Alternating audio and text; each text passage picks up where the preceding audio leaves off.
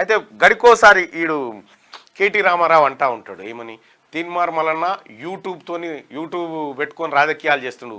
సన్నాసి కేటీ రామారావు, నేను యూట్యూబ్తో రాజకీయాలు చేయలేరా, యూట్యూబ్ ద్వారా రాజకీయాలు చేసిన.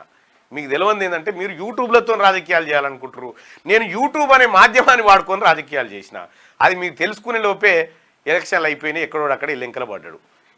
ఈ విషయం ఏంటంటే ఇప్పటికి కూడా కేటీ రామారావుకు చెప్పాల్సింది ఏంటంటే, నువ్వు విద్యావంతునివి గొప్పని నువ్వు విరవీగుతా ఉన్నావు, నీకు ఈ ఎటిక మందం తెలివి కూడా లేదనేది ఏర్కైపోయింది తమ్మి. ఇంకొక ప్రధాన విషయం చెప్పాలంటే, ఎవరైతే తీన్మార్ మల్లన్న మీద తప్పుడు ఆరోపణలు చేసి అసత్య ప్రచారాలు చేసిరో వాళ్ళ మీద నేను చర్యలు తీసుకోబోతా ఉన్నా త్వరలోనే.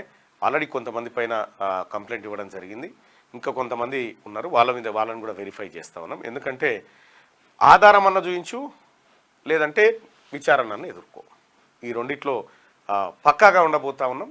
ఇక నో కాంప్రమైజ్. ఇక ఆంధ్రజ్యోతి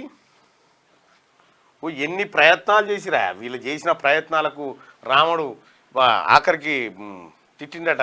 ఏమారా రామ, 100 కోట్లు పెట్టైనా సరే గెలిపిస్తా అంటే ఏది మన రాకేష్ రెడ్డిని ఏదిరా గెలవకపోయా అంటే, బాగానే చేసినాం డాడీ కానీ కాలేదు అది మనం అన్నట. రాము, నేను మూడు సార్లు కొట్లాడినా ఎట్లా గెలవానో తెలియకుంటున్నాను. ఎన్ని కుట్రలు, ఓవైపు సోషల్ మీడియా నుంచి యూట్యూబ్ ఛానల్ పెట్టించి తీన్మార్ మల్లన్న ఇది అది అని రకరకాల ప్రాపగండ చేసిరు. ఓవైపు ఏది విచ్చలవిడిగా డబ్బుల ప్రవాహం, ఇవన్నీ చేసి తీన్మార్ మల్లన్నను ఓడించాలని కేటీ రామారావు అనుకుండు. అయితే వానికి తెలియని ముచ్చట ఏంటంటే, తీన్మార్ మల్లన్న ఎట్లా గెలవాలనో తెలుసుకున్నాడు, ఎట్లయితే గెలవగలుగుతామో తెలుసుకున్నాం కాబట్టి మీ ప్రయత్నాలన్నీ బెడిసి కొట్టినాయి. ఇంకోవైపు నిజంగా ఒక పద్మవ్యూహం లాంటిదే, నా చుట్టూ వాళ్ళినటువంటి ఒక పద్మవ్యూహాన్ని ఏల్చుకుంటూనే బయటకు వచ్చినాం. ఒక వర్గమే కుట్రకు తెరలేపింది, కానీ దానికంటే స్ట్రాంగ్ అయినటువంటి బేసును నేను నిర్మించుకుంటూ వచ్చిన కాబట్టి సో ఏమీ చేయలేక ఇప్పుడు దాదాపు అన్నా ఏం కష్టపడమన్నా నీకోసం అని అంటా ఉంటే నేను ఆత్మీయాలింగనంతో నవ్వుతూ ఉన్నా కొంతమందిని చూసి.